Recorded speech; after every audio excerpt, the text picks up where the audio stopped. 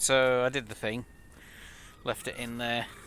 It's been running for quite a while. I don't know if it's an hour, but it's been running for a while, and stuff's coming out dry now. So you can see, obviously, we've still got, it looks like chocolate milkshake, doesn't it? It's rust.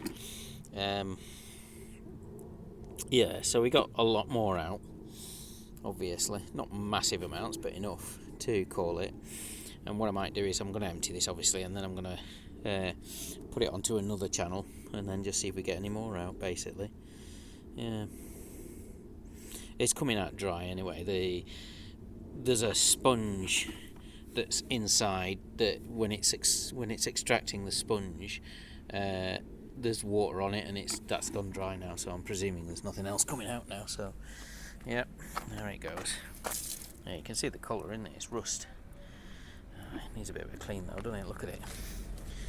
Yep. Oh. Should we catch the bus?